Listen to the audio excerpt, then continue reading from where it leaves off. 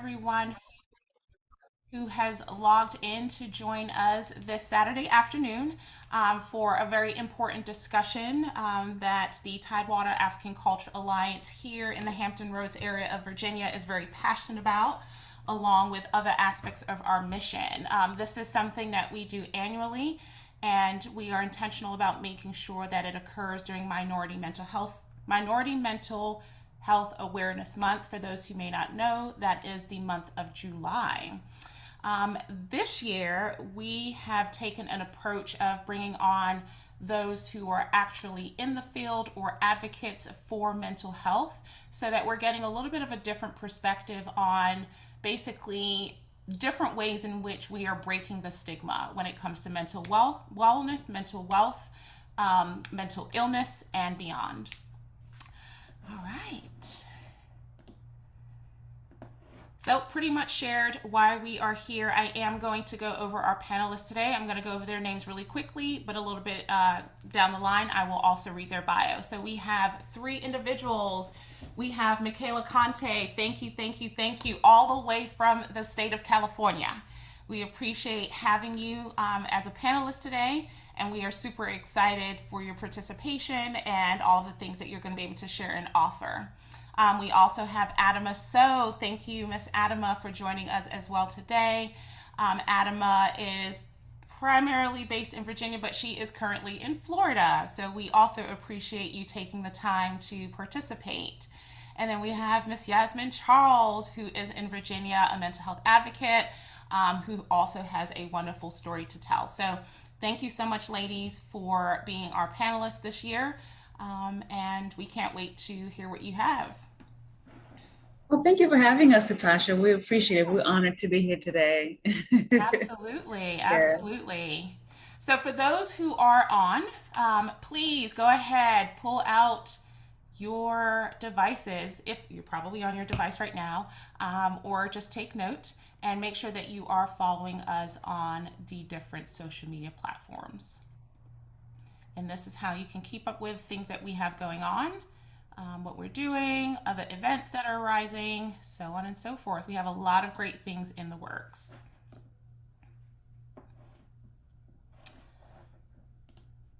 Okay, before we go into introductions, before we introduce our founder and then beyond, let's please go over some important rules.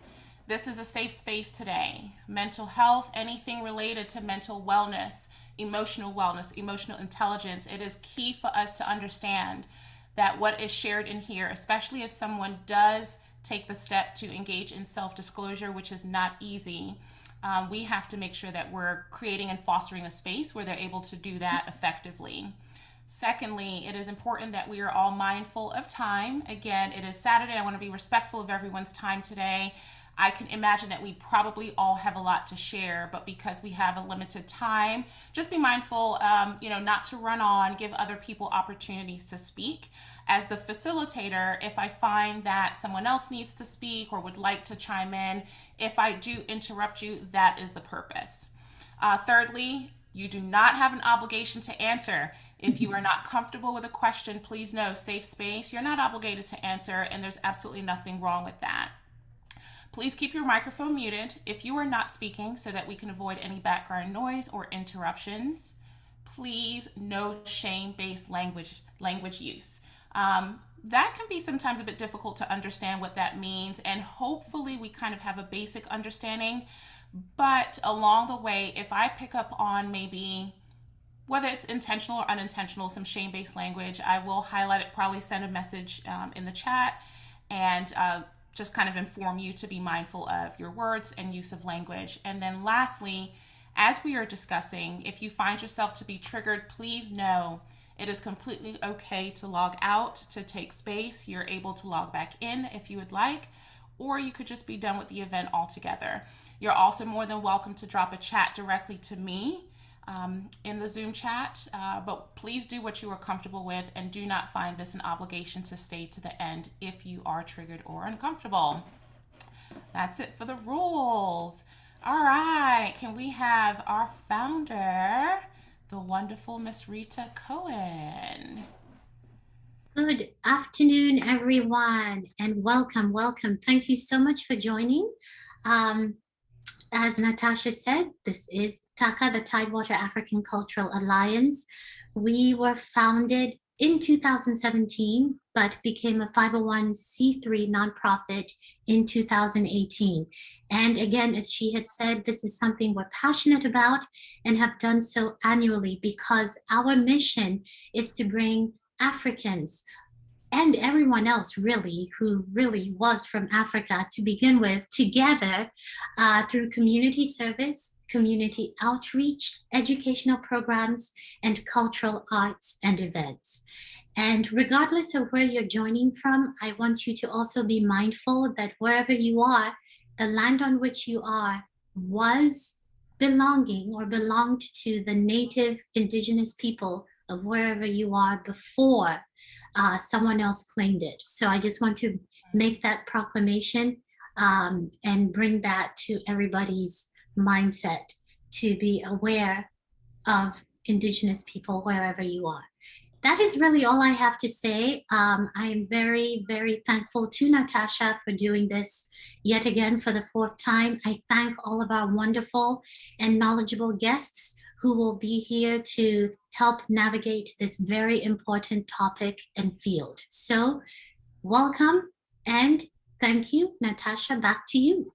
Awesome. Thank you so much, Rita. All right. So, for those who are not familiar with who I am, my name is Natasha Ewa. I was born in Nigeria and then I was raised in the UK from about the age of 1 to about almost 14 before my family then migrated to the United States. And during my adolescent years, I was raised in Rhode Island.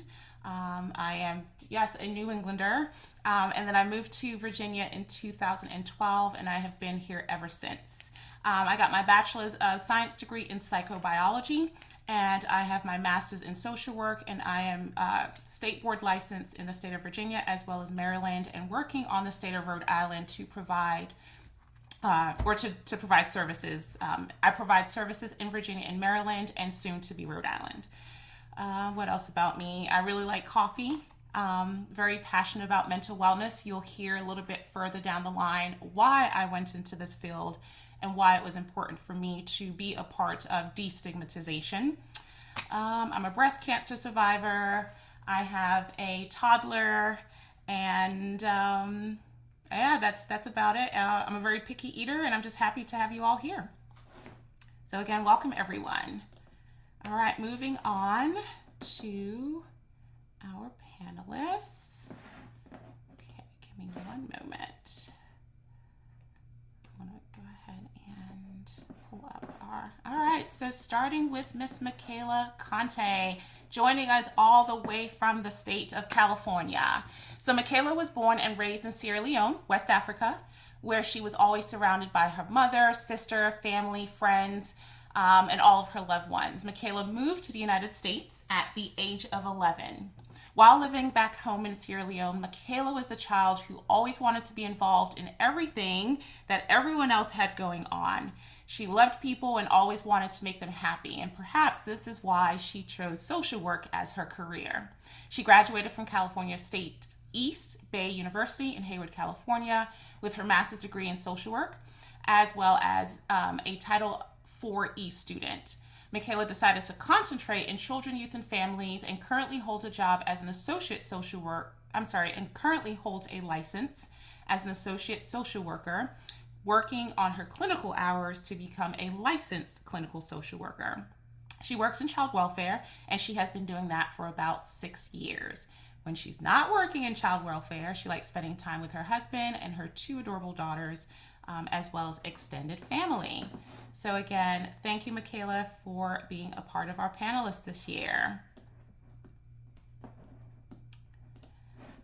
Next, we have Adama. Adama, as an extension of her native Senegalese parents, she was born here in the United States with her cultural roots surrounding her.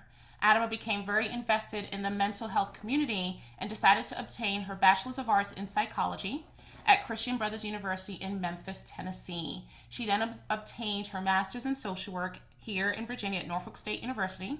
She has worked in the acute care hospital setting for approximately 4 years and recently became a travel medical social worker.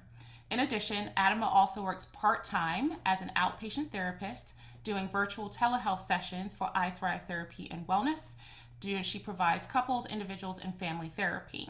Her client population consists of adolescents to middle adulthood, and she strives to guide her clients through a journey of self-discovery to become confident that their depths of purpose have no limitations.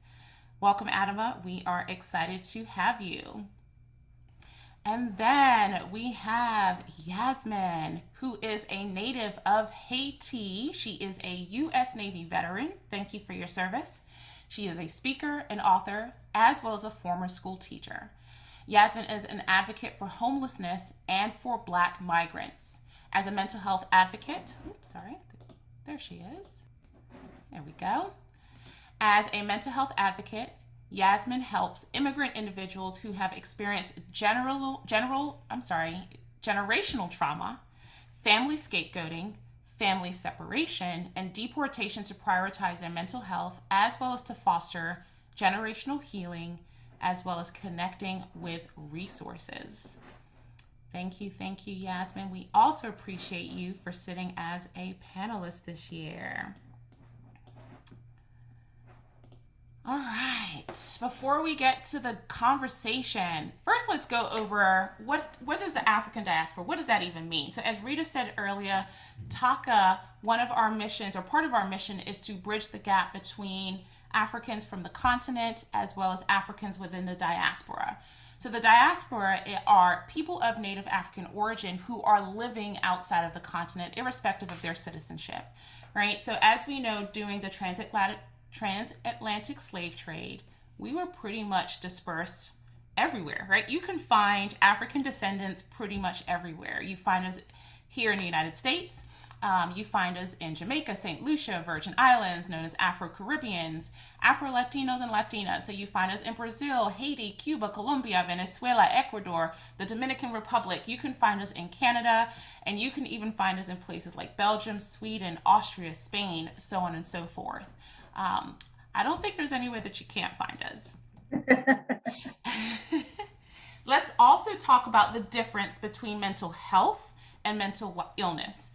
The reason that I am describing the difference is because one of the things that I have found over the years, and I have been working in this field for about 12 years now, is that we tend to use a lot of language interchangeably, and then what happens is we kind of water down what each one of these things mean, and then we start to use it incorrectly. Mental health is something that we all have. As long as you are a human being, you have mental health just like you have physical health. So as we know, physical health is the state of our body, whereas mental health is the state of our mind, our feelings, and our emotions. Mental health will always be there. If you are alive and walking this earth, your mental health goes nowhere. Your mental health is something that can be impacted, whether positively or negatively, basically by your life experiences, health issues, workplace stress, your community, resiliency, lack thereof. All of those things impact your mental health. Now, mental illness, on the other hand, is a disruption to a person's ability to be able to support their mental health. That can look like a mood disorder. It can look like an anxiety disorder, an eating disorder, PTSD, schizophrenia, bipolar, so on and so forth. When you have a mental illness, your ability to function effectively or to the best of your capacity gets disrupted. It becomes a little bit more difficult, just like if you were to have a physical illness. If you have diabetes, you now have to take additional measures to be able to have quality of life. So that is the difference between mental health, which we will always have, and mental illness, which not everyone has. So hopefully that makes sense. All right, let's do a quick icebreaker. I know not everyone likes icebreakers, but I'm a bit corny, so we're gonna do it anyway. And hopefully some of you guys will participate. This is for the panelists as well as for the audience. If you could be anywhere right now, in this very moment, actually, let me rephrase that. If you could be anywhere after this event, because I appreciate you being here, where would you be? So you're more than welcome to drop your answer in the chat, or you're more than welcome to unmute yourself and answer. If you could be anywhere after this event, where would you be? I can tell you all now, I would be in Aruba.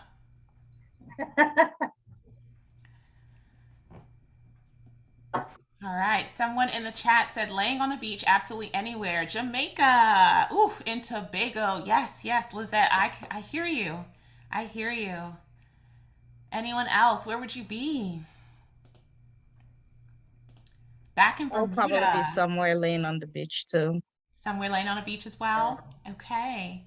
I So would be on a cruise. I'm on a sorry. cruise? Okay. Yes. All right. So on a cruise. Mhm. No one would go anywhere cold? No, absolutely not. Absolutely not. Not at all. Why? The question is, why would I go anywhere cold? All right, thank you everyone who did drop an answer. So laying on a beach, pretty much we all would rather be somewhere warm. Understandable. All right, so moving on. When we talk about mental health stigma, we know that this is something that is a struggle for those of us who are of African descent and within the diaspora. Mhm. We've come a long way, but there's still a lot of growing to do. And hopefully this conversation helps to reinforce the importance of making sure that when we go out there, one, we're mindful of how we treat other individuals who are experiencing a mental break, have a mental illness, or having mental wellness struggles, and that we are more empathetic, not only to other people, but also to ourselves. And hopefully it also empowers us to have conversations with our family members, which tend to be the most difficult conversations to have. So on this slide, it states that stigma around mental health affects countless people worldwide. That we already know, particularly in Africa. So a couple of years ago, and this is a quote, I met a young man who lost 9 years of his life chained up in a small tin shed in his family's backyard after he showed signs of schizophrenia and major depressive disorder.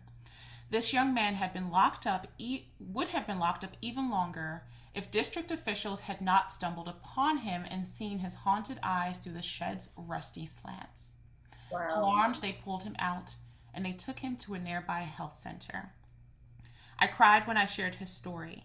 I could see the experience would stay with him for a long time and how his family felt terrible about the part that they played.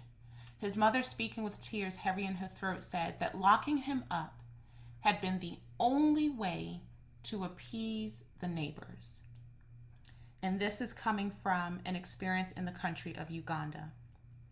All right, so as I read that, can I have a panelist, excuse me, to share? How does it make you feel to hear me read these words? Anyone on the panel?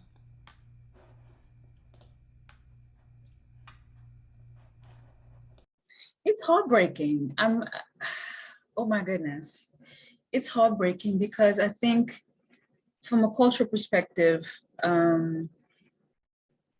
sometimes we so focus on what other people think that I think it robs us of compassion for other people. I don't have any children, but I can imagine as a mother how awful that had to be for her, to watch your child being chained up to satisfy other people.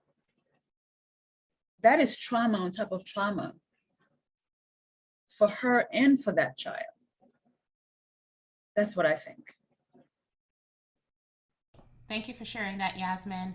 I think the key here, something for all of us to be alert to, is that last part that you said, which is to satisfy other people. Mm-hmm. Part of what maintains and perpetuates taboo topics and stigma is because of what I often heard growing up: what will other people think? Yes. What will aunties and uncles say, right? What will our far distant aunties and uncles that we've probably never even met, what will they think? So locking him up had been the only way to appease the neighbors. Perpetuation of mental health stigma oftentimes boils down to what will other people think. Okay. Anyone else on the panel would like to chime in on this one? I will agree with you. Oh, go ahead, Adama. No, you can go first, yes. I'll definitely agree with Yasmin. It's very heartbreaking hearing these words. And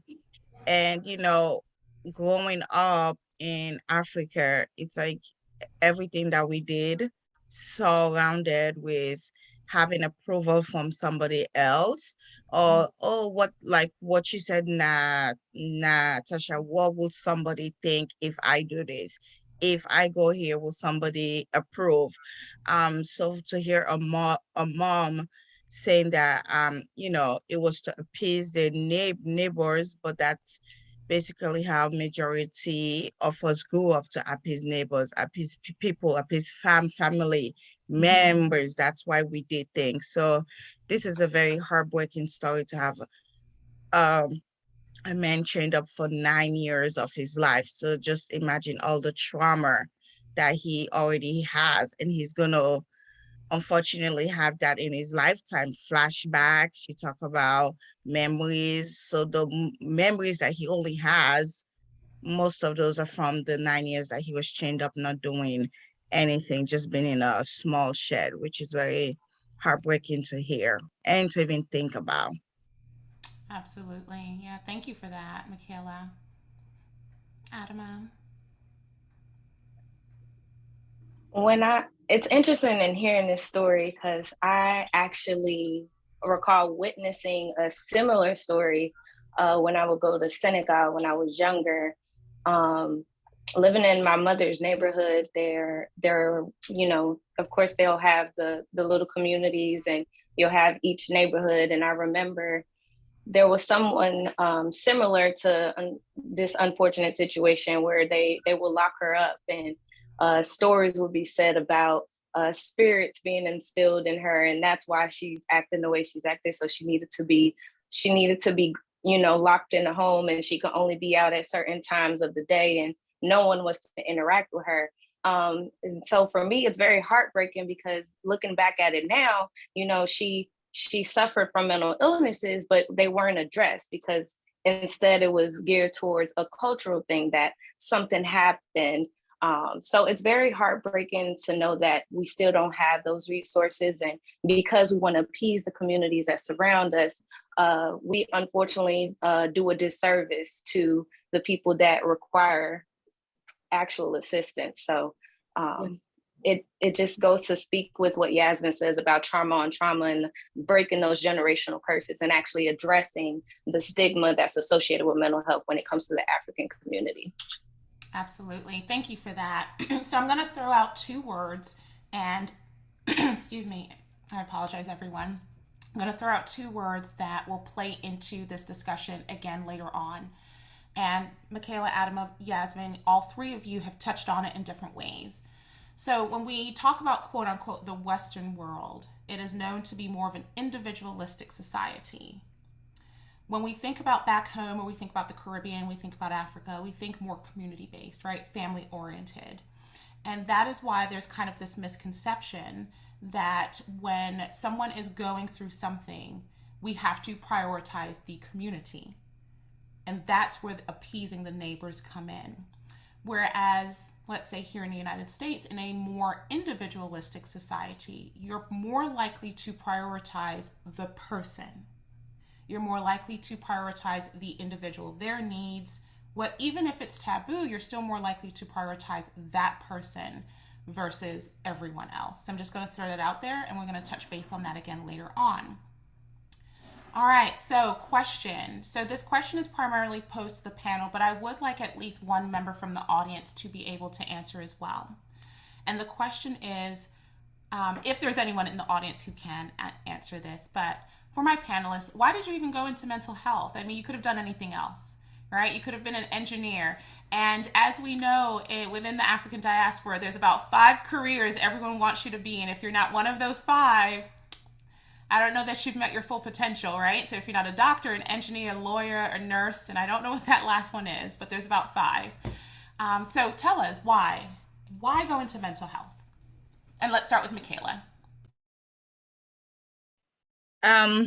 So honestly, for me, mental health was not something I wanted to go into. When I started my career as child welfare, well, social work in general. I just wanted to do child welfare, focus on children, family, and youth. And that's it. I didn't want to go for my license. It took me 5 years to even start thinking about getting my license. I always used to be like, I don't want to do mental health. I don't want to sit there and hear about people problems and, dig deep dive with the emotions and all that stuff. But in reality, whilst working in child welfare, I realized that there is not a lot of Black therapists at all. And most of the populations that we serve, they're Black, they're from Africa, African Americans. They're from, they're from different part of the country. You have um, people from, I recently worked with a family from, what's the name of the country? I forgot, like the Eastern country. So there's a lot of Africans that are not getting the proper services they need to get in this field. So that was one of the main reasons why I wanted to go into mental health now. And also being part of child welfare, I have already benefits from that, because if I am in the mental health field, I can serve two populations. I can serve the African American population, and also the population of child welfare, because we have a lot of families that come into the system and they don't have the right services that they need to be provided to in order for them to work on themselves, to get their children back. But instead of just focusing on that, we miss that these people already have mental health issues and we are not tackling that. And that's one of the main reasons why I decided to go into this field, so that I can be a bridge to this gap, because there is a big gap missing and I see it daily on my cases, and it's very heartbreaking to watch. It's very heartbreaking to see social workers go into this home and don't even think about the culture piece, don't even think about what this family has gone through, don't even think saying that what they're doing in their home, it's culturally appropriate. In child welfare or in social work in general, we throw out the word culture awareness, culture appropriate, but we don't address it. We don't really apply to it. So I want to be able to be a change, to work with these poor populations, and also to bring awareness to it. So that's my reason for going into mental health.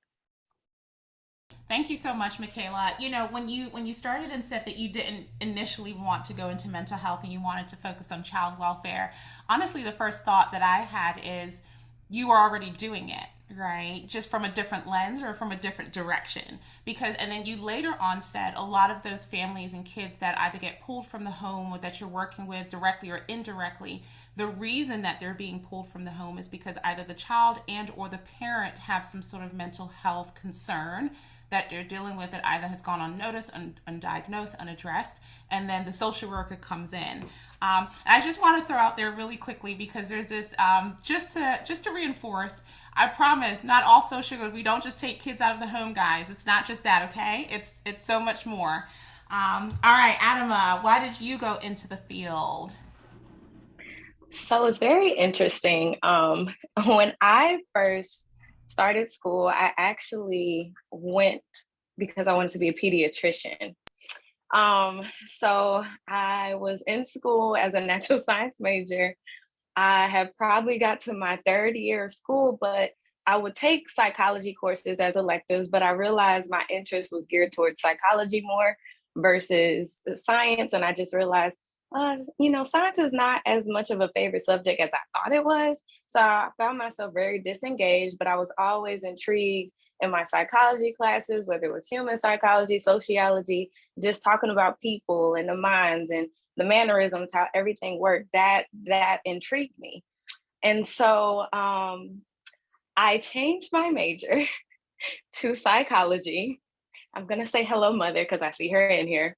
And I remember telling my parents that I switched my major to psychology.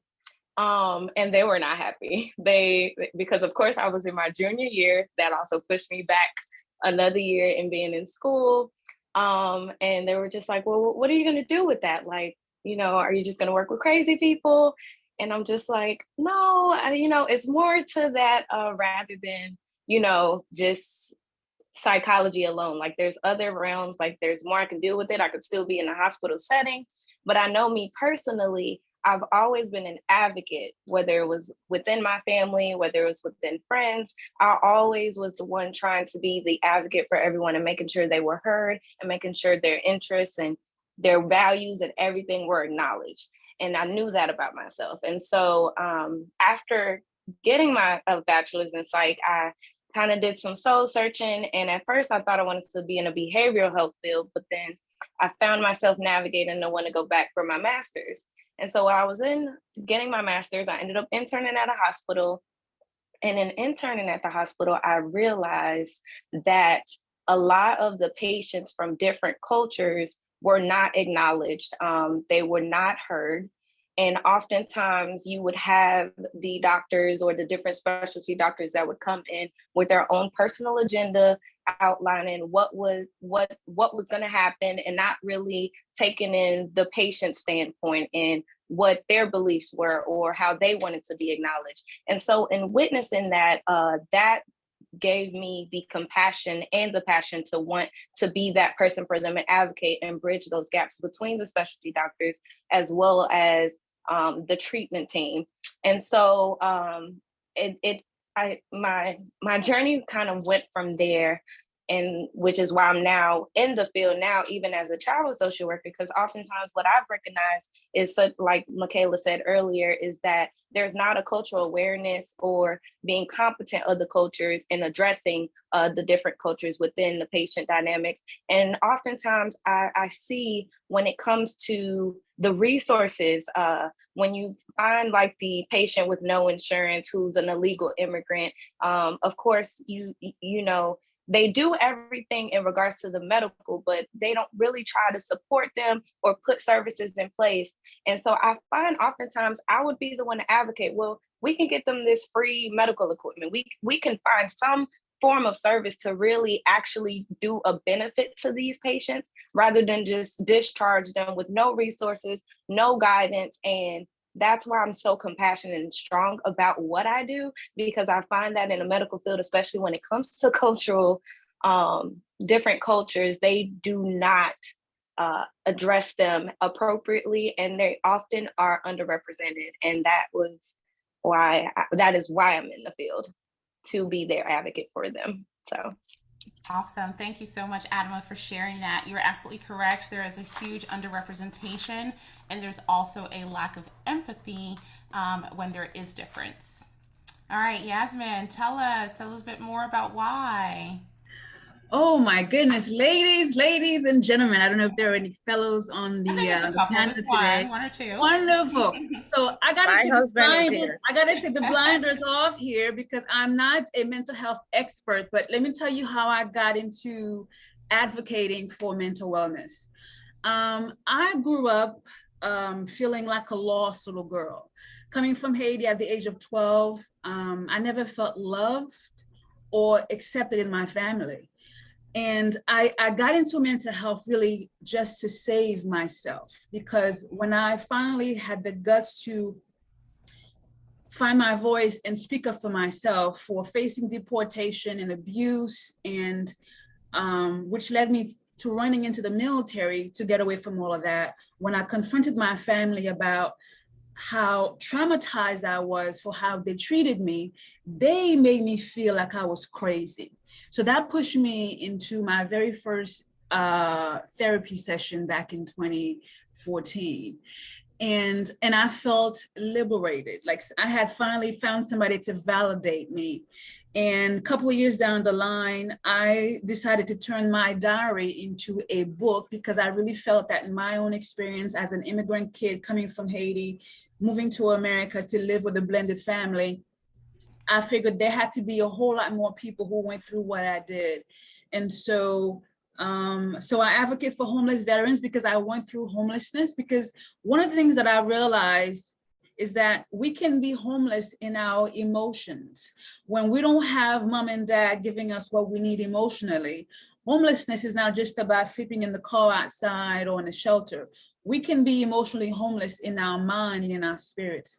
And so now I'm using my life now as an encouragement for others to seek wholeness through therapy. So that's what pushed me into advocating for mental health. Thank you so much, Yasmine. We appreciate that. And again, thank you for your service and being very candid on, part of your childhood and how it got you to where you are today. All right, so I think it was you, Adama, who kind of alluded to this earlier, either you or Yasmine. All right, and this is I actually want to pull the audience in. Thank you for sharing your thoughts, Raisy. You said, I fully resonate with that, Yasmine. She's also thanking you for sharing. I would like to ask the audience to chime in on this first. Feel free to drop in the chat or, unmute yourself. When you hear witchcraft, or you hear the statement, it is a spiritual attack. All right, tell me, what do you hear? What do you feel? What kind of emotions does that evoke in you? What experiences have you had? Witchcraft, or it is a spiritual attack.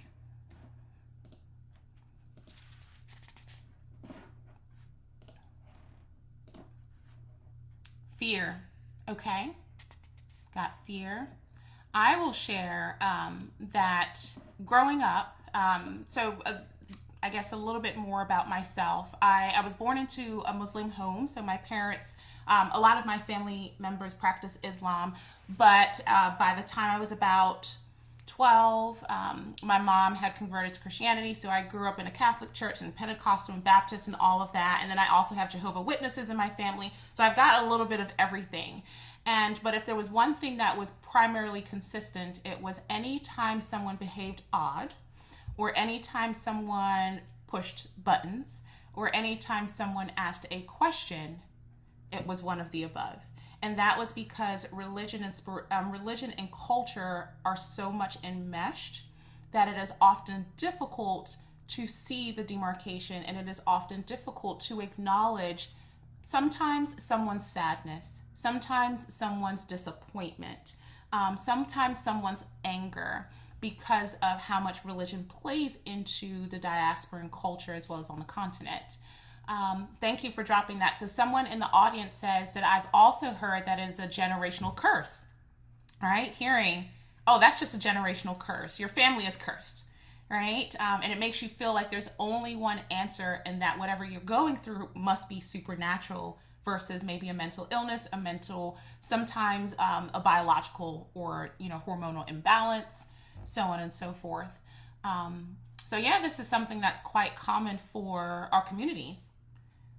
When something seems odd, it is automatically equated to being some sort of generational curse or spiritual attack. Someone also shared lots of unlearning, and learning comes up for us. Yeah, for sure. Lots and lots of unlearning. And unlearning is difficult because we also want to keep in mind, if we're going to practice empathy, one of the things that we want to keep in mind is those who came before us are also doing all that they know because it was taught to them. All right, next question, conversation. Have you always believed in mental illness? So let's be honest, okay? Because of the way many of us grew up, and this doesn't go for all, but for a lot of us, there was a point in our lives where we were like those who came before us in our belief system and our thinking patterns. And we may have kind of felt like, that's not real, or the saying, there's nothing for you to be sad about. So let me have, Yasmine, let's have you first. Just kind of give a quick brief on, have you always believed in mental illness? And if yes or no, why or why not? I'm going to say no, because first of all, initially, I didn't even know what that was from the start. And so from what I remember, anytime I heard the mental illness in the Haitian community, it always referred to somebody who needed to be locked up in the psych ward and away from society. Could be demon possessed. So he comes that witchcraft part again. Yeah, it was never anything that had to do with helping the person. It had to do with somebody that I needed to be locked up and put away from society. So before I go into Adama, how interesting is the fact that, and we may or may not have all thought about this, but when we say physical illness, we don't lock people away, do we? We take them to the doctor. But when we say mental illness, we lock them away, or we hide them, or we pretend, or we suppress. So just something to throw out there. How about you, Adama? Have you always believed in mental illness? I didn't initially, just in my upbringing, given that not only just within my family dynamics, but like I said, the small communities that we had in Senegal, a lot of times, like I said, the mental illness is what I now know is mental illness, then was that the spirits had went within them, or recognizing when people were having maybe a seizure or an anxiety attack, and they were saying that it was some spiritual attack happening within them. So growing up in that, I always thought that was the culture, that was the way, that's what happens to people in all cultures, actually. And it wasn't until I was in school and I'm realizing, oh, we have anxiety disorders. Oh, we have schizoaffective. And so actually reading on those disorders and recognizing, and then I'm having these aha moments like, wait a minute, I remember this in my childhood. And when I saw that person may have had these symptoms or were associated to that. And that's where it kind of began. And for me, I think the hugest thing is in me educating myself, educating my family, and educating my friends. And so that you're breaking that stigma and giving them that education so that they can also utilize that and also be aware that it's okay to know that if you have a mental illness and getting that appropriate treatment, or also if you have issues with your mental health, it's okay to address that as well. So that's my short version.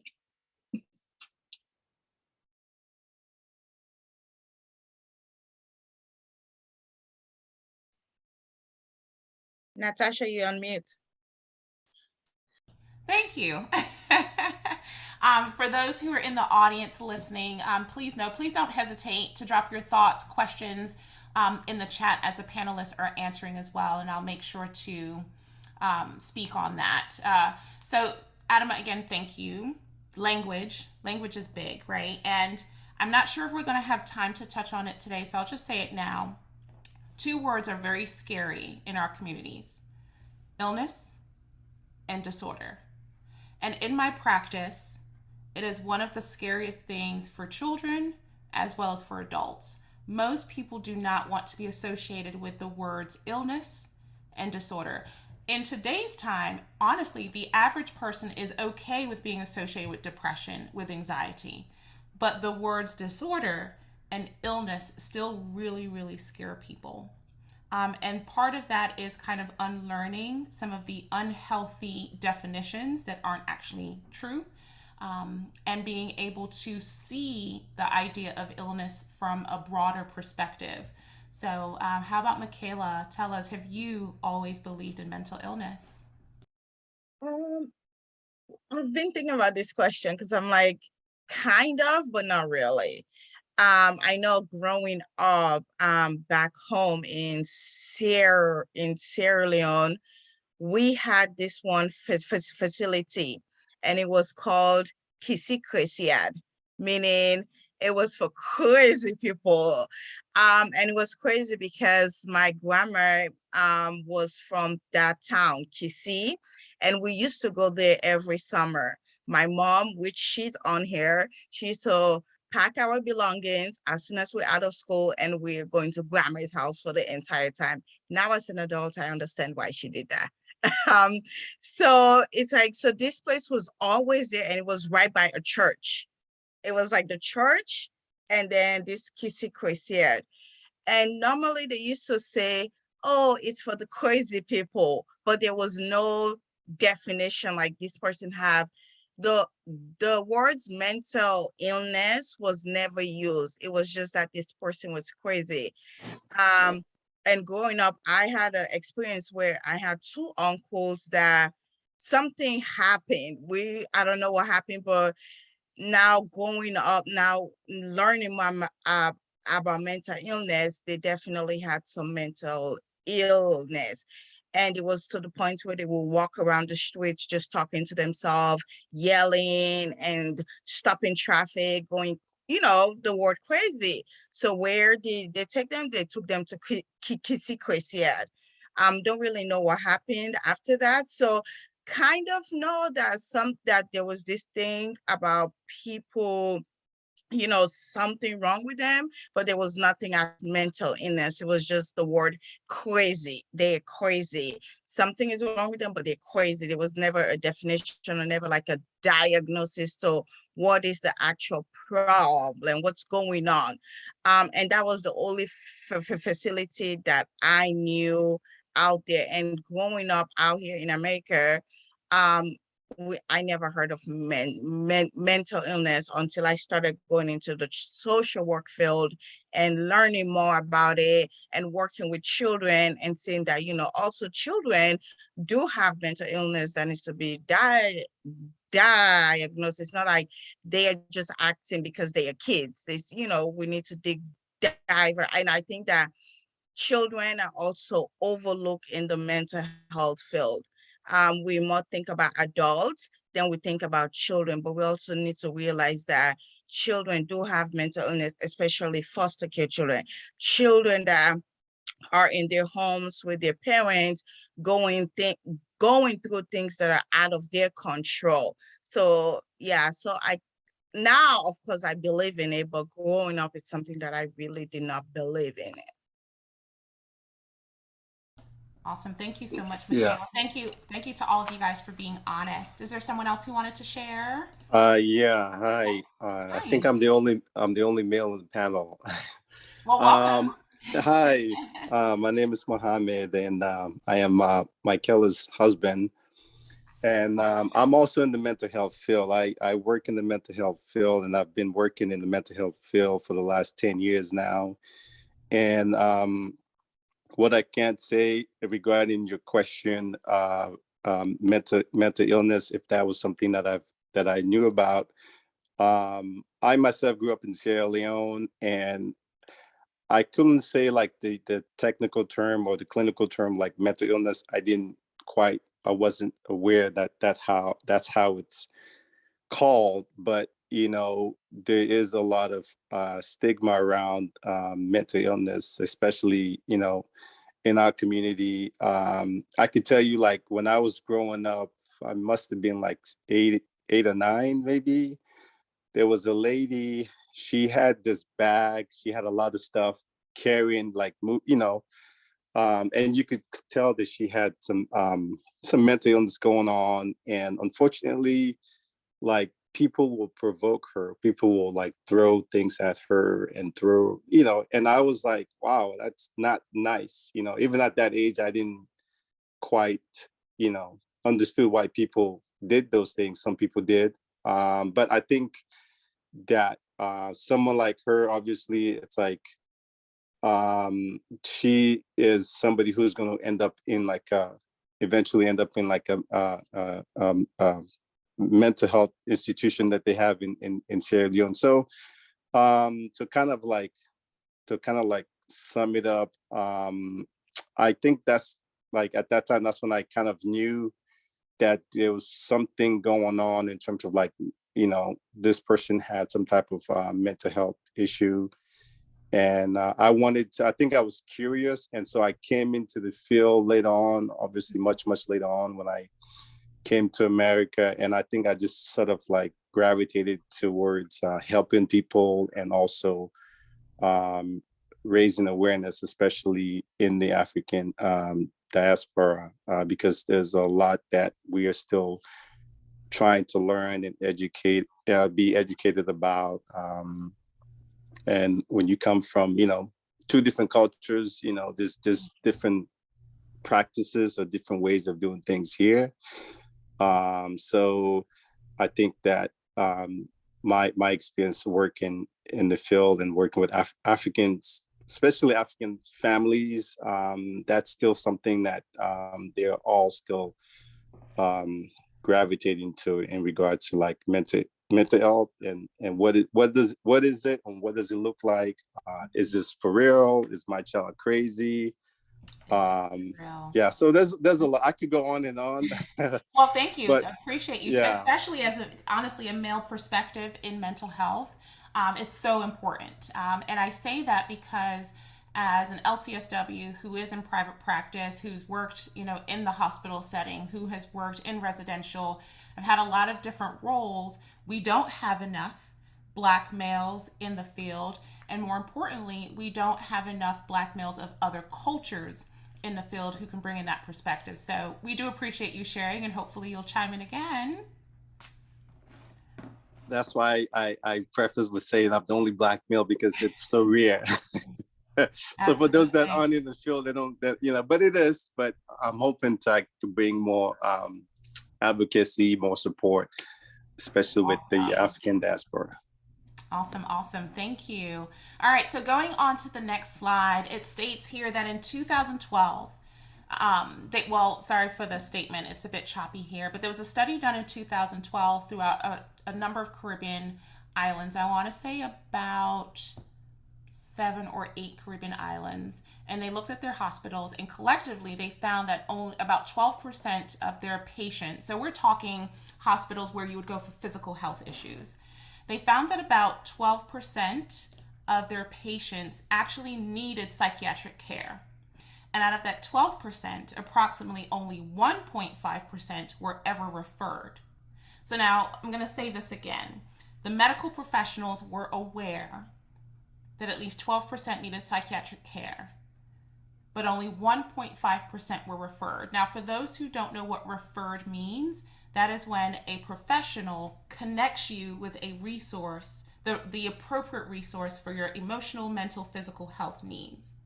So we have professionals who know that you need a different type of service, and they are not referring you. The study additionally found that one of the primary reasons for these low referral rates was because these doctors, the medical professionals, were more worried that their patients would be offended if they referred them, or that they would be stigmatized. Now, is it true? Yeah. We've grown up in communities where if someone told me, or if someone was to tell my mother, or someone was to tell my aunt, you need psychiatric care, she's gonna be offended because of how we were raised, because of our thinking patterns, because of the things that we have seen and the lack of language that we have. And so unfortunately, you have such a low percentage of individuals who actually get that care. And then most individuals don't understand that psychiatric care is a process. And so we have this misconception that if you're hospitalized once, you come back home and everything is great. Sometimes, sure, but more times than not, we know sometimes it takes several revisits, several medication regimens, and really understanding the root of this person's trauma for them to be in a healthier place. So the next question for our panel, and again, audience members, you are more than welcome to chime in. What's missing, ladies? So as individuals who are in the field or as advocates, what can you as an individual do to improve mental health education, particularly in our African Caribbean diasporan communities? Let's start with Yasmine. Sure. Okay. Again, I have to be transparent here. I'm actually back in therapy right now. Let me tell you why that is. I experienced deportation when I was 16 years old by the people who were responsible for me. So let me take you guys back to last summer of 2021. I don't know if you guys remember the whole Haitian situation, the Haitian crisis at the border with the whole, and so I'm in my 40s now. I'm thinking, I'm prime military, I'm an educator, an author. I'm thinking I'm doing good. And so when that whole situation happened and I'm watching my television, it was a trigger for me. And I'm thinking, man, I'm over all of this. I'm better than that. And a couple of weeks down the line goes by and I'm sitting at my desk when I was working and I just completely fell apart. And I remember texting my therapist, I think I need to come see you because the whole Haitian border crisis has become a trigger for me. And so to answer your question, I think what we need to do as advocates, as professionals in the field, we need to talk about our own traumas, our own issues with whatever your trauma was in the past. And so we can't be ashamed of, we have to talk about what happened to us. And it starts with education. It starts being transparent. Reading that statistic, that just breaks my heart. But I think transparency has to be number one. We have to remind people that going to see a shrink is just like going to the dentist every 6 months. If I have a headache, or if I have some issue going on if I'm having heart palpitations, I'm gonna see a heart doctor. If I have a toothache, I'm gonna go see a dentist. If I have something triggering me that I thought I was over it, well, maybe I need to go see a therapist. So we need to remove that shame that's attached to it. And then we also need to stop calling people crazy. We need to stop asking them, what is wrong with you? Instead, we need to just turn the question and say, what happened to you? Because then that opens the door for conversation, and it takes away the judgment when you say, what happened to you, instead of saying, what is wrong with you?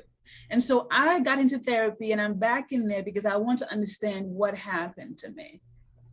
That's what I have to say. Thank you so much, Yasmine. That's powerful. And thank you for that transparency. And it starts with transparency.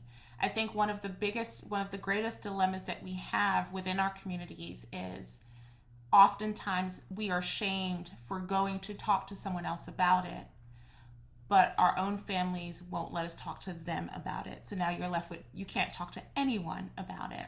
And over the generations, what I think most of us have failed to realize is we create a secondary trauma from that initial trauma.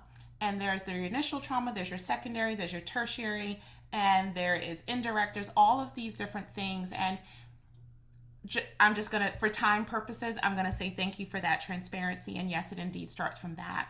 Yeah. How about you, Adama? What's missing? It's interesting because Yasmine said something very key. I am a full supporter in you have to clean your own backyard in order to truly be able to clean others' backyards. So in her as well being transparent, I as well recognize that if I truly want to help people, if I truly want to give my all to people and be the change maker for them, it has to start with myself as well. And so if you recognize that you've had generational trauma, if you recognize you've had childhood trauma, it's very important to acknowledge those things and actually seek the help. So I know me personally as well, I have a therapist as well and have had a therapist for probably about the last 2 years now. But I've seen a significant change because when you heal from your childhood trauma and when you begin to come into your own and recognize your voice in that, you are really able to really help others and provide that education. And so for me, it's starting with myself in order to be the full capacity educator that I can be to others. And I'm an active agent in doing that. And that's how you start, by educating. Thank you. So transparency and educating. How about you, Michaella? I will also say transparency and sharing your story too. I know working in child welfare, when I meet families from another country, raising children here, I resonate with that. So I share with them, how it was for me to coming from a different country and coming to learn another culture, another environment, because sometimes when we come across other people and we are in this field, they feel like we have it all together, our lives all together. We haven't experienced anything that they have gone through. And if I come across a family from another country, like from from somewhere like resident with me, I tell them about my story. I share with them. And it's such a openness to them. They're like, wow, really? So you did this, so what I'm going through is normal. And I tell them, yes, it is, especially with children being involved, especially with parenting. I always let them know you have to take care of yourself first in order to become a better parent to your children. Yes, I let them know, yes, you're involved in this process. And sometimes I tell them, sometimes some things happen to us to have an open mind, to realize that something is going on that needs to be fixed or we need help. They take so much on that, a lot of them come, they don't have no family, they don't have no support, and they're going through this on their own. So I'm like, okay, what's going on? What do you need? How now we are here? Let's don't think about what have happened or what you did, but how can we help you? How can I help you to get your children back or to get to the next level, especially with mental health? How can we address what's going on with you? Because a lot of them do have mental illness, but of course they have not touched on it because they have no idea where to start. Most people don't know where to start. So that's what I've realized, that they don't know where to start. They don't know who to go to get the help. So I start from there by explaining my story, what I've gone through, and how I overcame it, and how I'm continuing to overcome it and addressing it. And then they start to opening up more and more and more. So when we are transparent, that's how we're educating within the mental health. And another thing that I think is missing is we do not have enough programs. Mm. Like, there are resources out there, but specific resources for African, Caribbean, diaspora communities, we don't have it. And that's the honest truth. I cannot, if a family is from Sierra Leone, where am I going to refer that family to if they don't speak English? Apart from me, we don't have an African program to refer families to. If I go to the therapist list, I am about 80-90% sure I'm not going to find a therapist specifically from Sierra Leone to refer this family to. So it's like, so that's one thing that is missing. Programs are missing. I recently had a family from I can't really think of where they're from. It's really, I really can't think of where they're from, but it's a program in Fremont. They have it in Fremont. It's specifically for that. And I had to refer the family to that. And honestly, it was a fight, because when they came in, they just want the regular, typical, oh, let's refer them to this program. And I had to let them know there's these resources out there. Oh, Afghanistan family. Now, the Afghanistan family. I was like, there's this specific resources there. There's this specific program. This is where they're going to for everything. So I had to really fight with the agency why I have to refer them to that. And it's like, I don't need to fight them if we're talking about culture, right? We need to be culture aware. Why should I refer them to the typical program where we send everybody go to? So that's another missing piece. Programs specifically for the African, Caribbean, diasporan communities. That's another thing that is. Thank you so much. You make a very valid point. Someone in the audience said, well said, Michaella. It is a process, not a destination. Therapy helped and is also helping her to unlock so much more. Before we go on, I'll share a little bit. So, in my practice, I would say that approximately 35% of my clients are immigrants or first generation Americans. So, I see clients who are Nigerian, South African, Ethiopian, Filipina, Puerto Rican, Colombian, from, all of those different places. And if I'm to say the top reason that they tell me they come to therapy, it never fails. That cliche question, why are you on my couch today? The first thing they tell me is my family. It has never failed. And when you say programs, Michaella, and hearing you say, like, cultural awareness. I think that the thing about awareness is that it tends to stop there, right? And it's the competency that's where the action comes in. And it's something that we often talk about in the breast cancer community as well. In October, you see a lot of pink. I see pink ribbons everywhere. It's awareness, but then after that, it stops. And it's the same thing here as well. There aren't enough programs specific to that. And a lot of the clients that come to me, they come to me because I'm Nigerian. And they say, as a woman who is African, who has that culture somewhere within her, I know that you'll be able to understand where I'm coming from without judgment.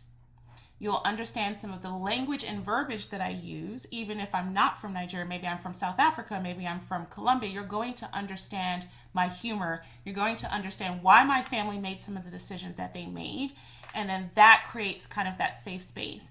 And that is part of cultural competency. It's understanding language. It's understanding cultural decision making. It's understanding religiosity, and so on and so forth. So thank you, ladies, for sharing that. All right, so we're going to watch a quick video.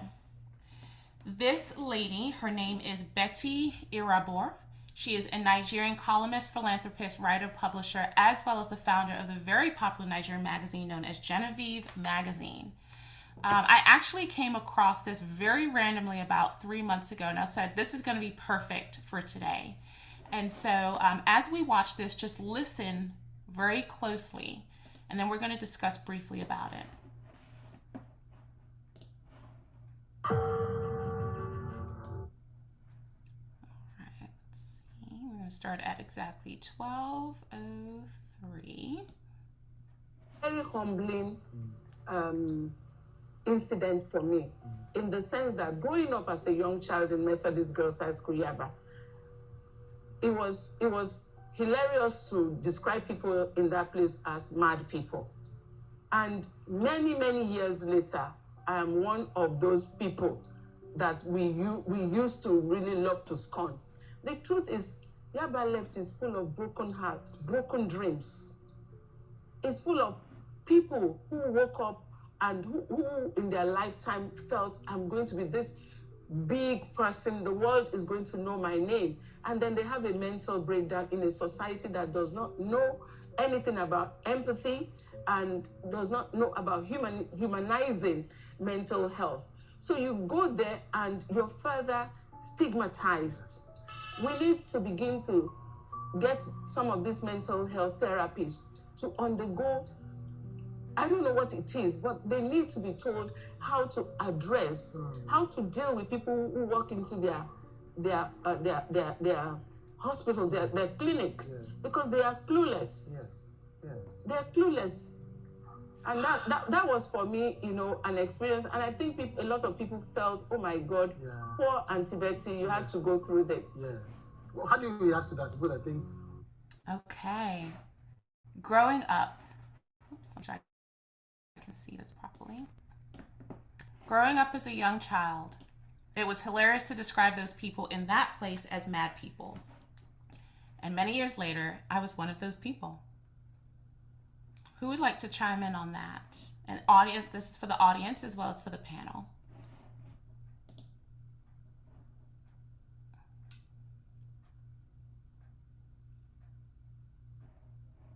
How does it make you feel to watch someone? And I believe Betty is, I think she's in her 70s.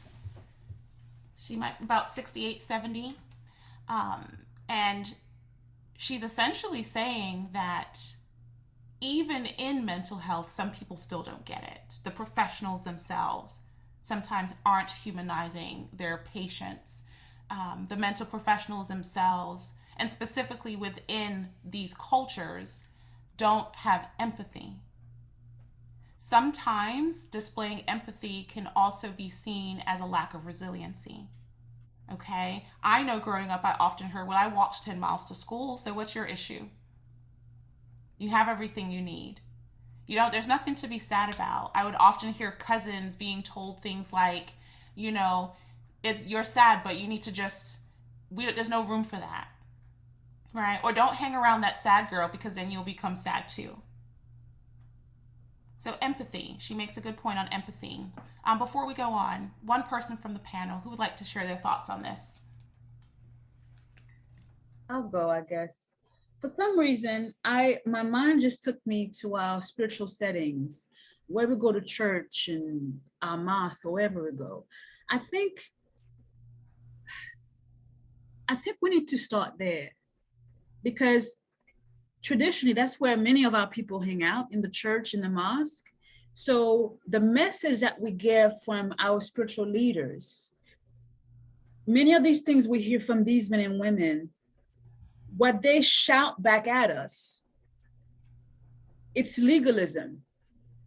And so oftentimes those messages lack compassion for our fellow men and women. And I don't know if this makes any sense, but I believe that us as advocates and experts in the field, maybe we need to go out and reach to them, to talk to these leaders and say, you know what do you see among your congregation?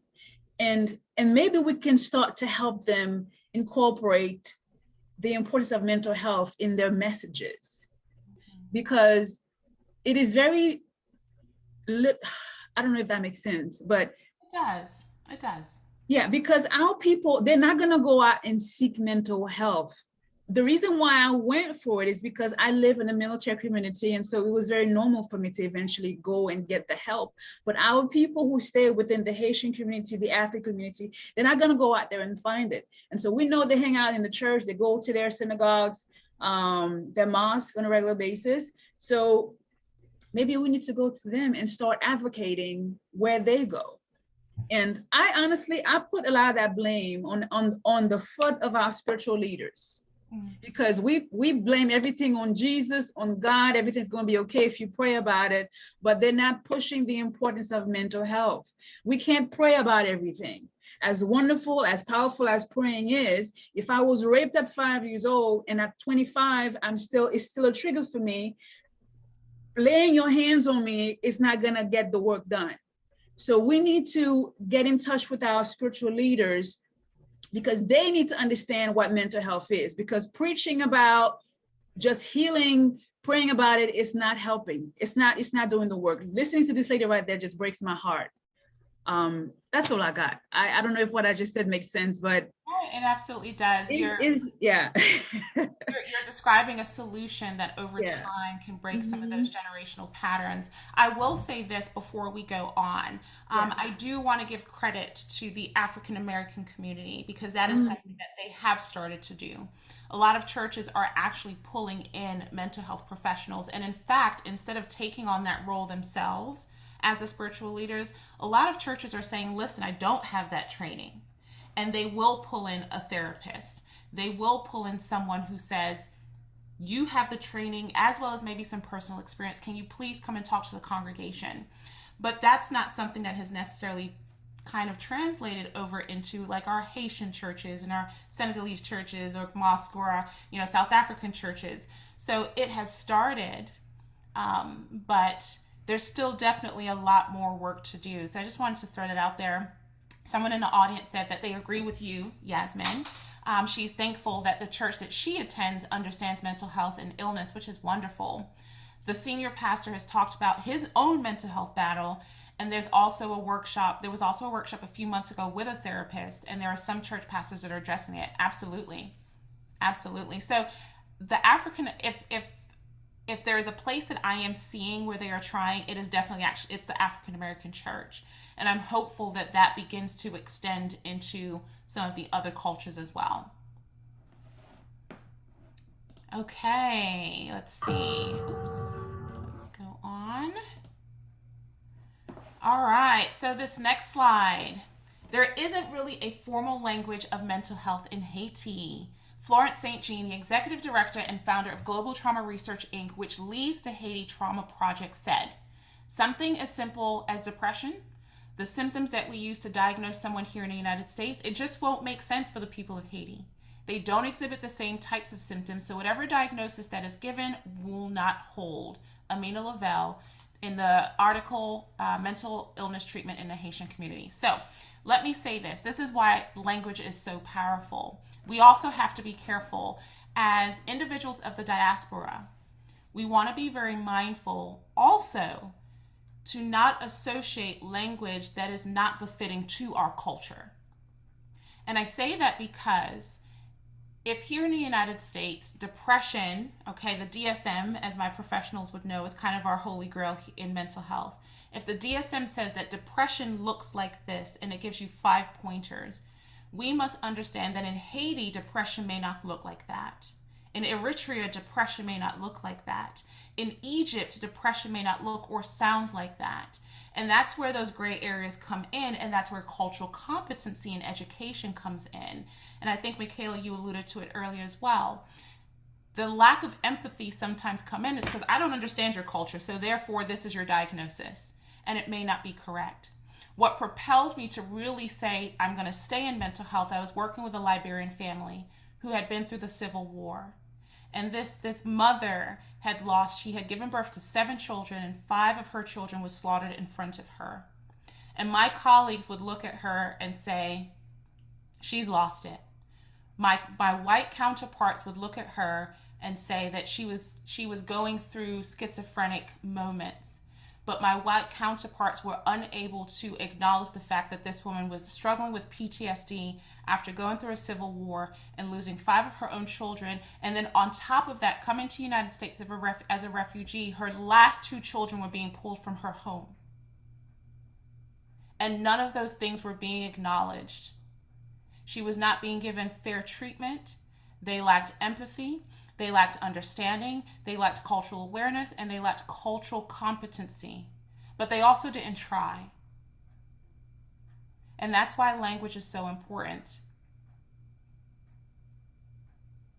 Yasmine, as a woman of the island of Ayiti, tell us, how does this make you feel hearing this statement? It's sad. It's sad, but not surprising. Again, just pulling from my own experience. Oh gosh, I don't even know if I can share this on this live because it's so shameful. But I'm gonna say it. Share what you're comfortable with. Safe space. I had a relative.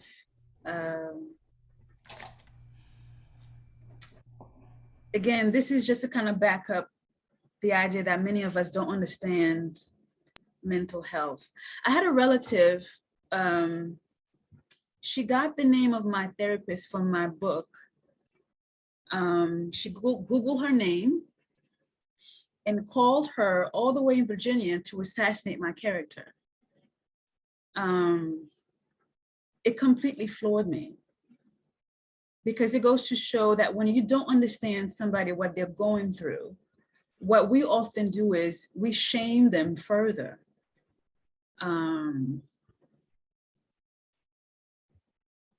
That is very, very sad. It goes to show that as a people, not just Haitians, but we as a community, we have a long way to go in understanding what mental health is.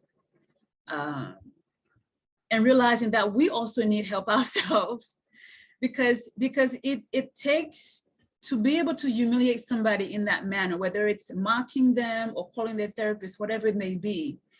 You have to think very little of them.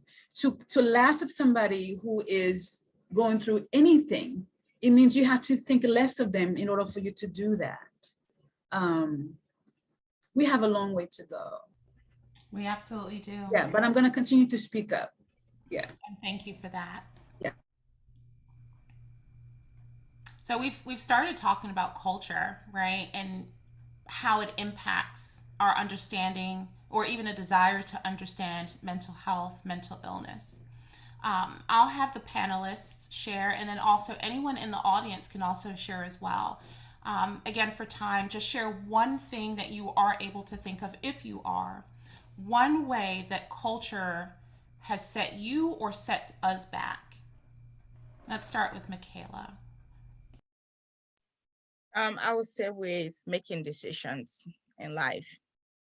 You think about culture, you think about people perspective, what people are gonna think, and especially also being a parent, that old culture has also being able to like, okay, like my parenting style, like what's culturally okay, and what's culturally not okay. So those are the two things I'll say. Thank you for that. I'm glad that you brought up parenting, because there's always, in our cultures, there's always someone watching, isn't there? Adama, how about you? I would say for culture, the hugest thing that may set us back is one, the transparency and actually acknowledging and validating when someone's going through something or someone seeks help instead of shaming them. But also, as like Michaella said, not so thinking about the reputation and other cultural perspectives, and actually meeting the person, the family member, the friend that's addressing you within your culture, and acknowledging what's going on. And even if you don't have the direction or assisting them in finding that journey for them, I think that's what set us back a lot of times, because oftentimes we're always worried about what everyone is thinking, how the other cultural family may view us, instead of actually acknowledging what's going on. And I think that's a key thing I've done with my family, where we actually address what's going on and move forward in that, because it starts within your home to actually be able to do that in the community. Awesome. Thank you for that. That's amazing that, your family is being intentional about that. Before we go to you, Yasmine, let's also remember, and this goes beyond mental health as well. Sometimes our friends, our family members, our communities will have a hard time acknowledging what we're going through because they don't want to be associated with it. Right? So if I acknowledge that my cousin, is suffering from depression, sure, what are people going to think about her? But what are they going to think about me for acknowledging that she has depression? That can be difficult as well. That can be scary as well. All right, how about you, Yasmine? What do you have for us? I think same thing as Michaella and Adama said. We're so focused on what everybody else thinks that I think what that has done is it have robbed us of our developing who we are as an individuals. And so because we are so enmeshed as a family, that it robs us of giving ourselves the chance to develop who we are as a person, as an individual. That's all I got.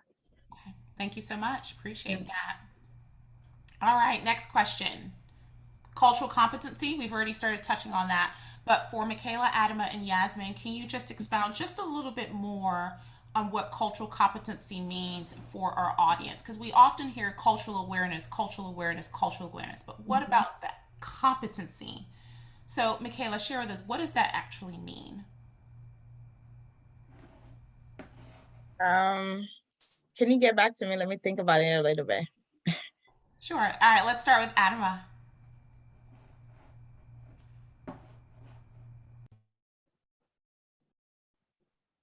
Sorry, I was having technical difficulties. So cultural competency, for me, I would speak in the setting of me being as a medical social worker. Like I said, we'll have different cultures come in, whether they're Philippines or Senegalese. So for me, someone spoke on this earlier about how we come into the rooms and we'll just diagnose them, not really actually understand their culture or how they address things. So I know a key thing I like to do as a social worker when in having someone from a different country, one, I like to learn about their culture. First, you have to learn what their culture is, learning it, but also learning how they navigate things, how they address things, because you have to have an understanding and meet them where they are to really be able to speak with them and actually connect with them. And so once you learn their cultural background, then you understand their values, you understand the beliefs, their belief system.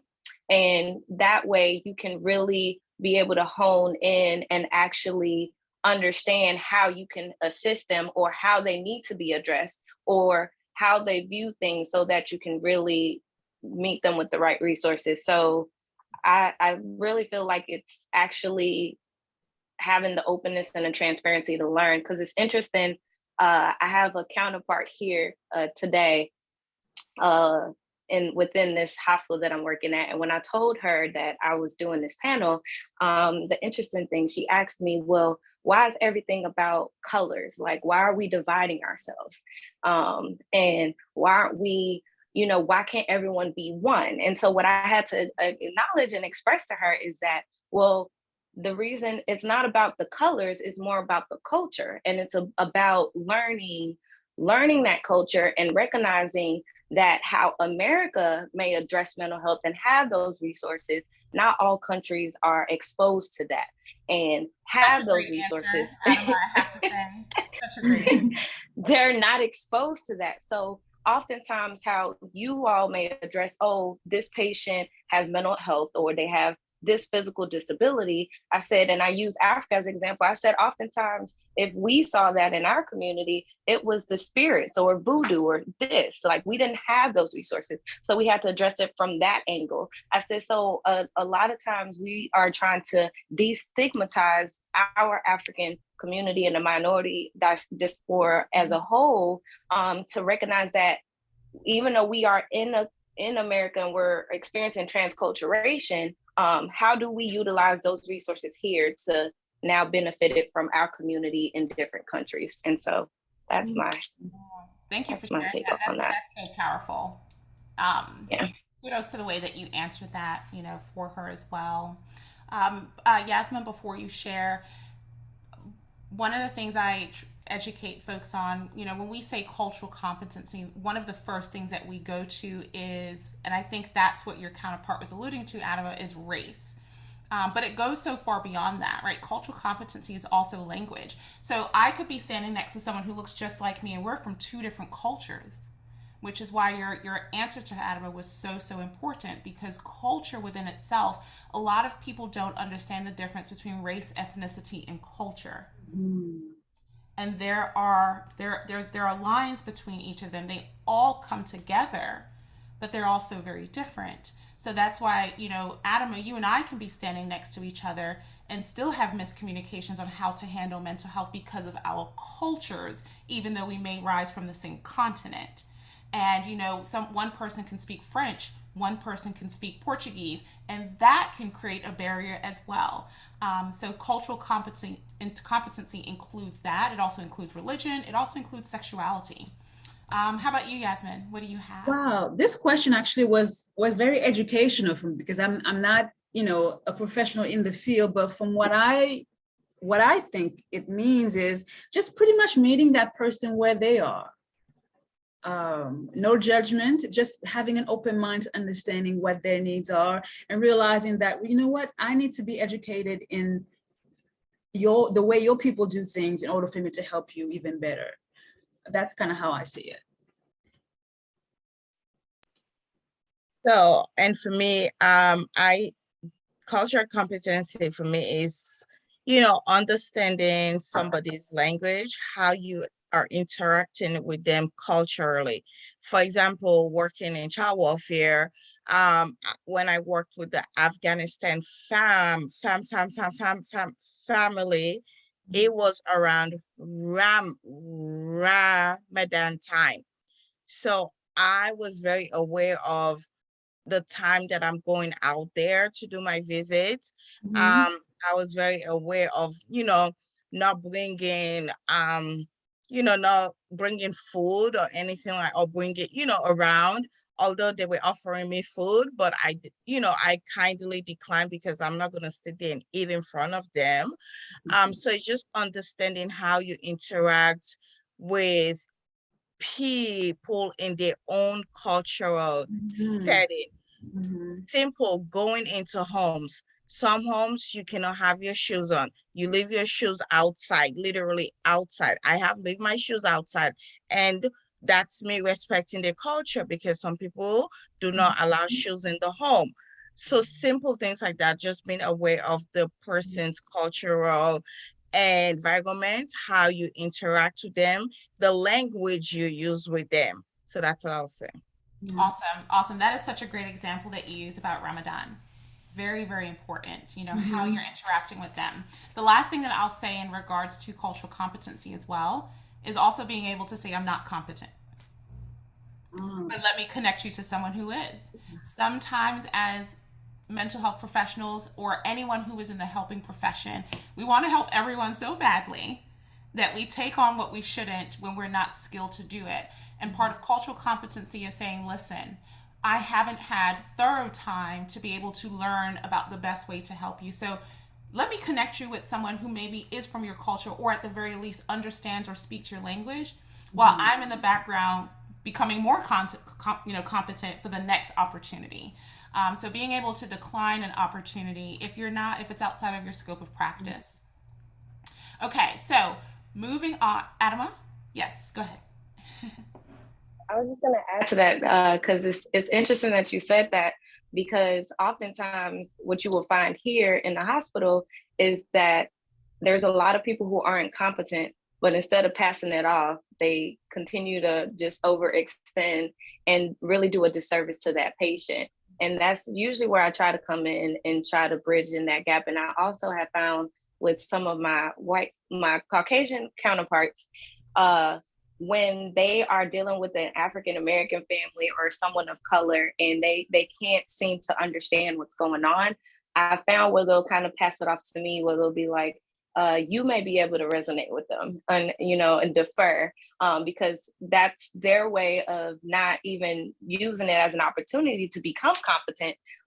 They just rather pass it on to someone who they feel as if will be able to resonate with them and actually help them better. So that's interesting. I appreciate you sharing that firsthand example. All right, so this statement, what we're going to do is just by a show of hands. So you can use your emoji hand like Adama did. You can use your own hand, or you can drop in the chat. Have you been told this before?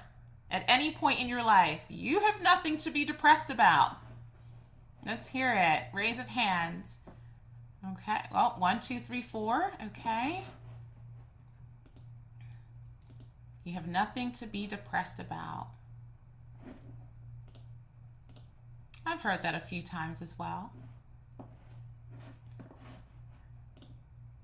All right, quick check-in. How are we all feeling? Everyone doing okay? Just give a thumbs up, drop an okay. All right, awesome. I just want to tell my mom I love her. Okay, Mommy, Adama loves you. All right, Razy, thank you so much. Said that you were informed, which is awesome. Exactly what we wanted to do. Sophie, you're doing great. I'm so glad to hear that. Good, good, good. All right, so moving on.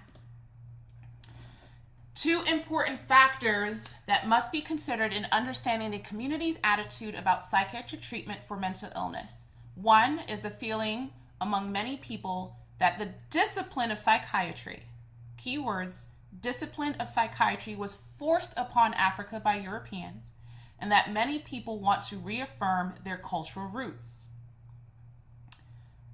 Okay, comes from our counterparts in Senegal. It was from an article titled Policy Perspectives and Attitudes Towards Mental Health Treatment in Rural Senegal.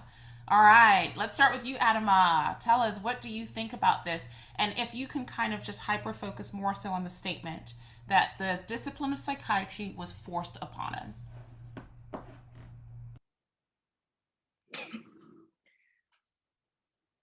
It's very interesting reading that, because I've recognized, like, for instance, my mom is from like a city called Ngwangor, within Dakar, Senegal, and then my dad is more in the rural part area, which is Kolak. And I believe there's only one psychiatric hospital in my mom's community, just one. There aren't many. There's still a lot of change to come within the community, because as similar to Haiti, mental illness is still difficult to acknowledge. They still gear towards the spiritual factor, and actually gearing it towards that. So I do feel that when they hear psychiatric assistance or anything in Senegal, they feel like it's more so of an American thing, rather than actually addressing that it's a universal thing and that everyone should be able to seek that assistance. So Senegal still has a work to do on that. It's actually gotten better over the years, but still a lot of work to be done personally. Thank you for that. Psychiatry is absolutely a universal thing. Now, how we manage psychiatry may be different from culture to culture, but you're absolutely right. It's universal. I often grew up hearing that only white people get depressed. And it stemmed from the idea, it honestly stemmed from the idea that we're just too resilient for that. We've been through so much as a people, no matter what part of the continent you may reside. As a people, we have been through so much and we have prevailed, right? And I think it's safe to say that we probably all agree on that. But that has also kind of perpetuated this complex that we are too resilient to acknowledge that sometimes we're sad, that sometimes we're afraid, that sometimes we don't know what to do. And having that balance of resiliency and, being able to say that I'm not strong today, or in fact, I never was strong, but I was just pushing through because of what people might say. So very powerful. Thank you for chiming in on that, Adama. All right, question. This is for the panel as well as those in the audience. Feel free to share your thoughts. Have you ever accessed mental wellness or mental health services before? And if so, more importantly, did or does your family know?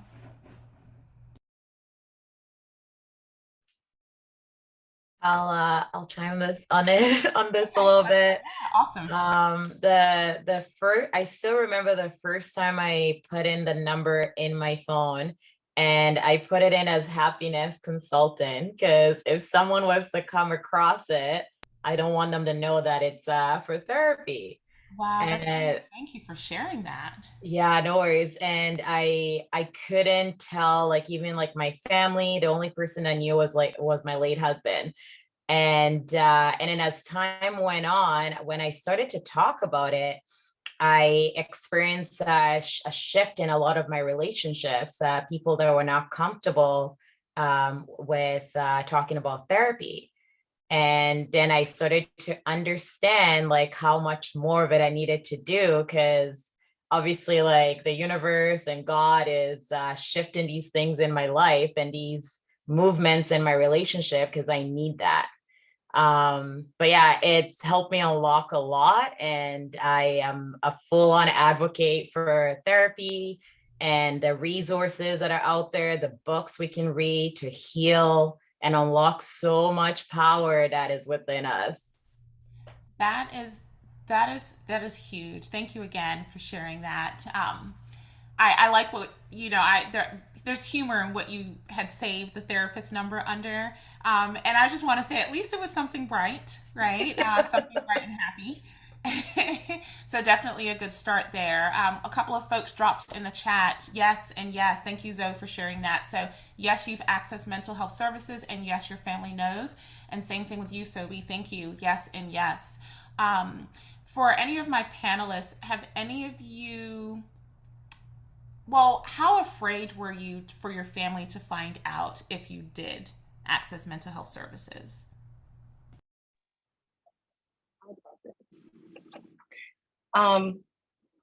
So interesting enough, of course, my parents they live in Memphis, Tennessee. I went off for school in Virginia with no family, no friends, didn't know anyone. So that was a very significant change. I had been with my family up until I was 24, and now I was by myself, learning myself, or learning who I was rather. And recognizing as I was going to school, there was a lot of trauma that I thought I healed from that I didn't actually heal from, with being the oldest in my family, and oftentimes having to suppress and, be the older sister or play the multiple roles in that regard. And so I started seeing a therapist, and for a few of the times I would just say I had an appointment. I wouldn't associate it with having a therapist. And I don't think it wasn't until I was a year in that I actually addressed that I was seeing someone. And interesting, my mom initially was concerned. She was like, is everything okay? She thought something had happened. And so then I had to actually have those conversations with my mom about things I felt throughout my childhood and things that I thought that didn't bother me, that actually did bother me, and had those conversations, and also reveal things for us to actually heal from it, and also do the healing process within myself. And I recognized once I started feeling that, I felt like this sense of like release and feeling better about having those conversations, even with my dad and my sisters. But I recognized in me starting that, it made my younger sisters comfortable to do the same. And that's how we started it. And so now it's like, when I tell her like I had a therapist appointment, she's just like, oh, okay, like, is everything okay? It's not her having such a concern now, because obviously we've grown since I initially started. So yeah, That's amazing, and I'm so glad to know that the act of seeking therapy has trickled down, to your siblings.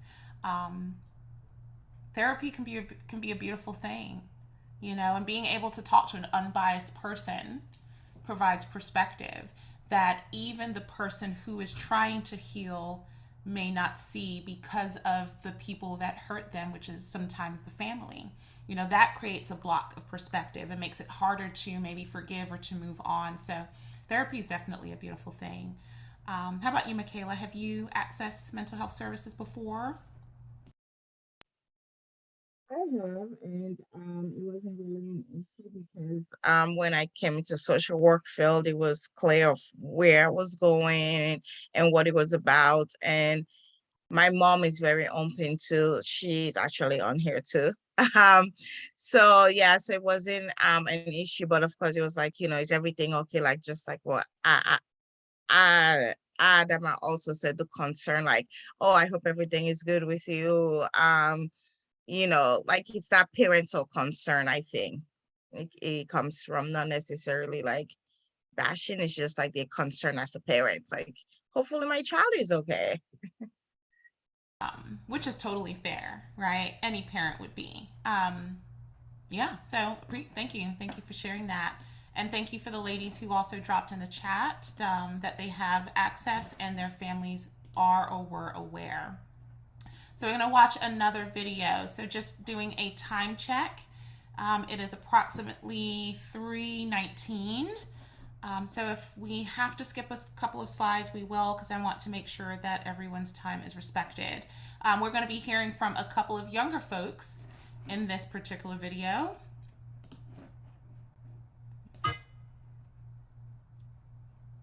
All right, and here we go. Kind of a stigma with mental health in the Black community.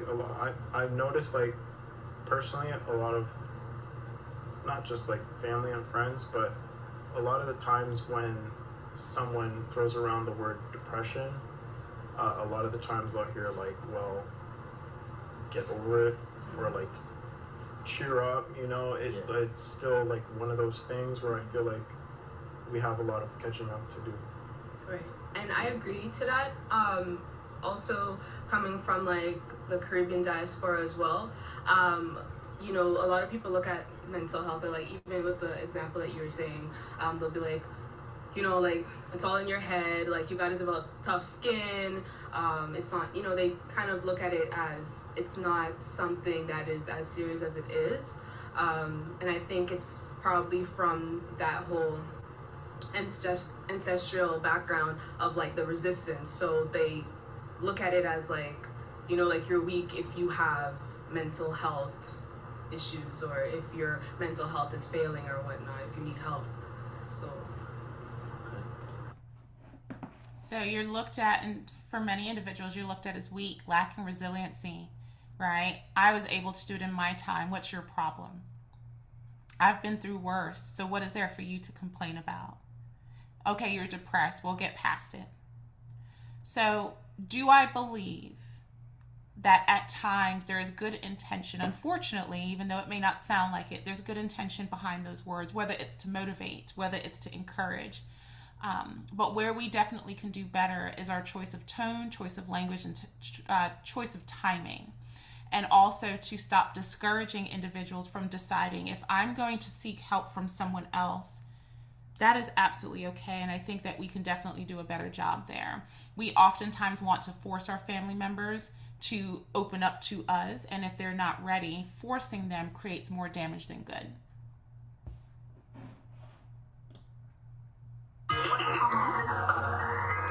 Okay, moving on. All right. So in the country of Ethiopia, there is only one specialty hospital and maybe about 2 or 3 facilities throughout the whole country for mental health services. And they are situated right there in the capital of Addis Ababa. The vast majority of the population that are living in Ethiopia, specifically rural settings, who need care are not benefiting from it. And that's because the facilities are located in the capital, and most of the individuals who require those services are in rural areas. The first fundamental issue is the shortage of trained professionals. All right, what do you guys think? How about let's start with you, Michaella. The fact that there are limited facilities.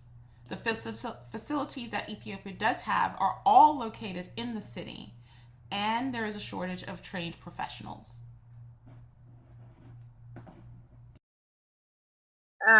Unfortunately, this is the reality for most of our African nations. There's either one or no facility. And it's not surprising that it's just in the rural setting area, because when you think about anything, you just think about the city. You don't think about the villages. You don't think about the small communities. Even out here in the United States, when you go out to other like small towns, small counties, they don't have resources, they don't have programs, they have to drive out. So it's not surprising that you know, mental health facilities are not in the African nations at all. I know that you know, people are trying out to go out there and open up facilities, especially mental health facilities. But you know, it's definitely challenging. There's a lot of barriers that come with it.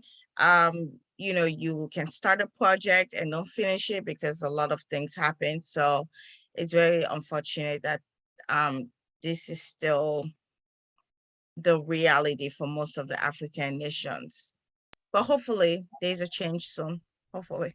Yeah, thank you for that. And actually, Ethiopia is prioritizing that currently, making sure that they are developing facilities in the rural areas and bringing those rural, citizens, connecting them to resources that can at least get them to the city in the meantime, which is awesome that they are prioritizing that. So this is a question that is a very loaded one, and because of time, I'm just going to ask only one panelist to answer this, because this is probably an entire session within itself. And the question is, what has empowered you to seek support or mental health services without feeling as though you were dishonoring your faith and or your culture? And so I'll ask Yasmine to answer that one. Oh my goodness. What empowered me to seek support without feeling as though I was dishonoring my faith and culture? I got into therapy actually without any thought about my culture, because again, being part of a military community, mental health was, I guess, around me. And yeah, I never thought about my culture and my faith. I felt that mental health was something, I saw it as a blessing, first of all, from God. And to be a little bit selfish, I did it for me. I didn't care about what my family or anybody else thought. I didn't really care about the criticism. I just knew that this something that I had to do for myself to save my mental health. Because again, my family made me feel like I was crazy. So I didn't think about my faith or dishonoring anybody or my faith. I did it for me. That's amazing that you did. Yeah. As selfish as it is, selfish doesn't have to be a bad thing, right? No. Contrary to popular belief. So thank you for doing it for you. Yes. Because by doing it for you, you actually also did it for your family, even if they don't know that they benefit from your transparency, directly or indirectly. So thank you for that. All right, this next quote. Poverty and shaming are the leading cause of depression in the country of the Bahamas. This is big because poverty is one of the leading reasons for depression across the globe, right? Not just in the Bahamas, not just in parts of Africa, not just here in the United States, but across the globe. And that is because poverty tends to put individuals in a mindset of what we don't have. And when we start thinking about what we don't have, we start to criticize ourselves. And once we start to criticize ourselves, at that point, we become self-deprecating, and it can just kind of cycle from there. So I thought this is a very important quote to include. All right, we're going to skip this one. We all know that boundaries are important, but we also know that once we start to set boundaries, people become uncomfortable, they get upset with us, and that's a whole nother story. But I think it's safe to say we all probably in our adulthood have learned the importance of boundaries. Let's see. Okay, so let's take about another 5 minutes and then we're going to wrap up. I will ask, let's see, Adama, if you can share something that you are doing currently to destigmatize mental illness as well as the process of mental wellness.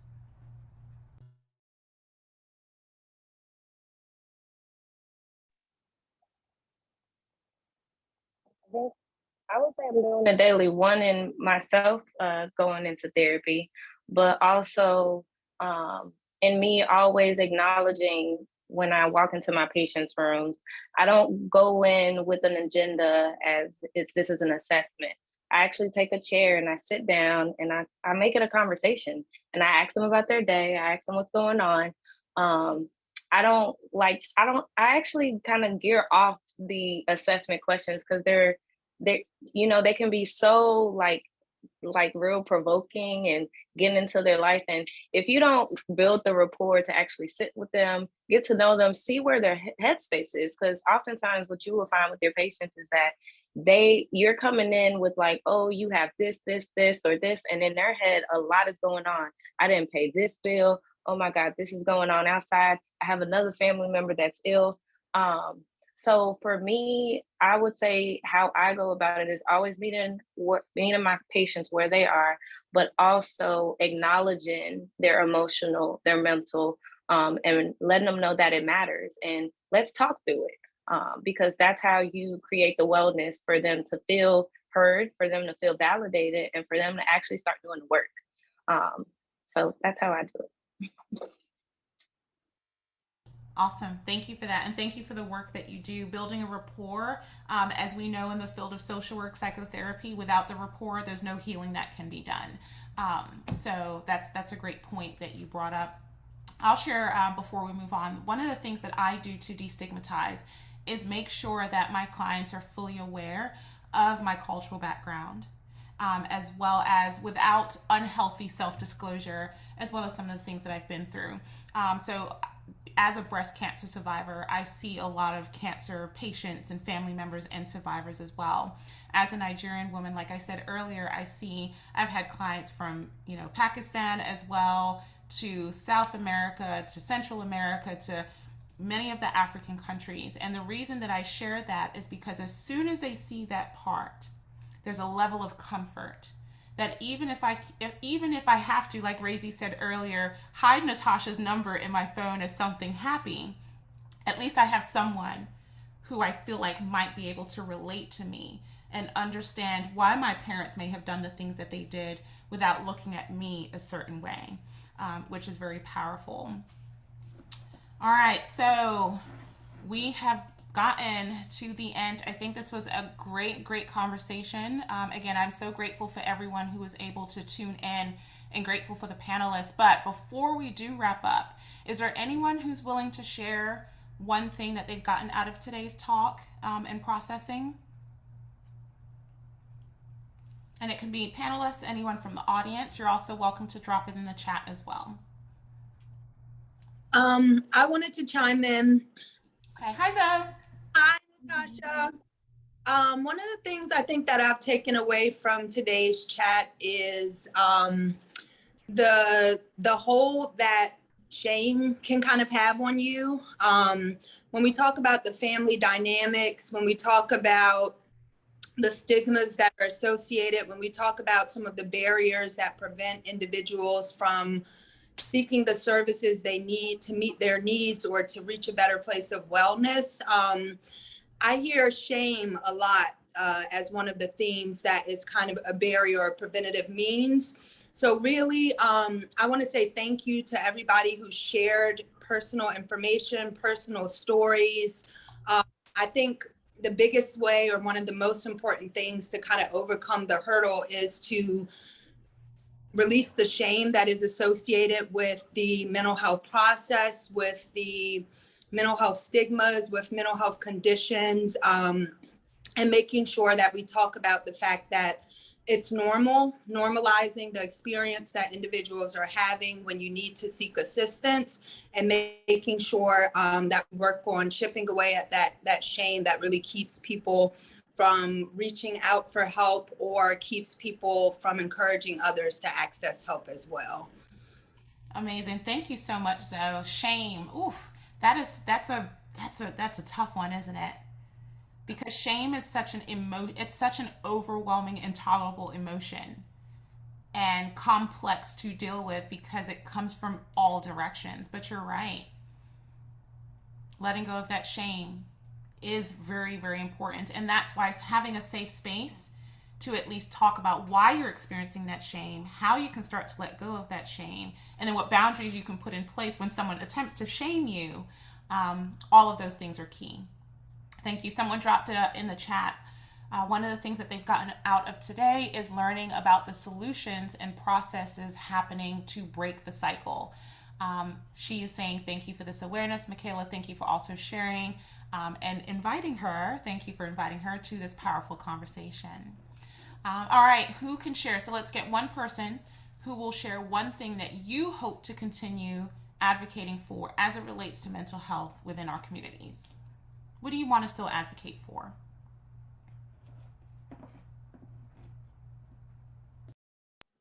I'll start. Vote for you.